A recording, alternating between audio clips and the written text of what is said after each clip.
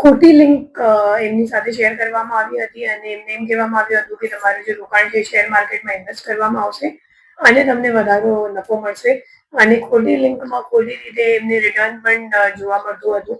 અને જ્યારે વિક્ટિમે વિથડ્રો કરવાનો પ્રયાસ કર્યો ત્યારે ખબર પડી કે એમની સાથે છેતરપિંડી થઈ ગઈ છે, કેમ કે એ લોકો વધારાના ચાર્જ પણ માંગતા હતા અને વિથડ્રો કંઈક કરવા એ લોકોએ મતલબ દીધા નથી.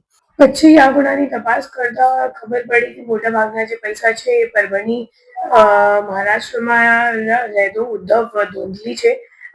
એ અકાઉન્ટ હોલ્ડર છે અને એમના કરંટ અકાઉન્ટમાં મોટાભાગના ટ્રાન્ઝેક્શન થયેલા હતા. તો આપણી ટીમ અહીંયાથી ત્યાં પરભણી ગઈ અને એમની જ્યારે ધરપકડ કરવામાં આવી અને પૂછપરછ કરવામાં આવી તો ખબર પડી કે એમને ખોટું દસ્તાવેજી પુરાવો બેંકમાં રજૂ કરીને અને કલેક્ટર કચેરીમાં રજૂ કરીને ઉદ્યમ સર્ટિફિકેટ મેળવી અને current account bank of India બ્રાન્ચમાં ખોલાવવામાં આવ્યું અને એમના જે અકાઉન્ટ છે એ પોતે કમિશન ઉપર જે બીજો આરોપી છે ગોપેન્દ્ર શિંદે એમને આપ્યું.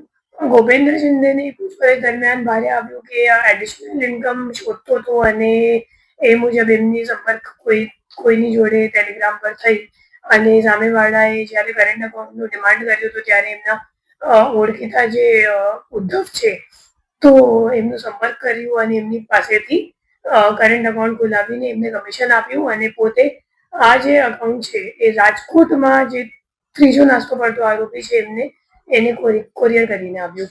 અને હવે જે ગોપેન્દ્ર શિંદે છે એમને આ અકાઉન્ટમાં જેટલું ટ્રાન્ઝેક્શન થયું છે એ તમામ ટ્રાન્ઝેક્શન ઉપર 5% કમિશન મળતું હતું.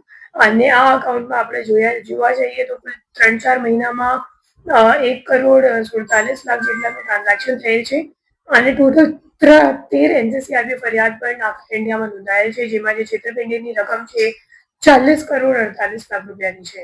અને હવે જે રાજકોટ વાળા નાસ્તો કરતો આરોપી છે એમને શોધવાનો આપણો પ્રયત્ન ચાલુ છે.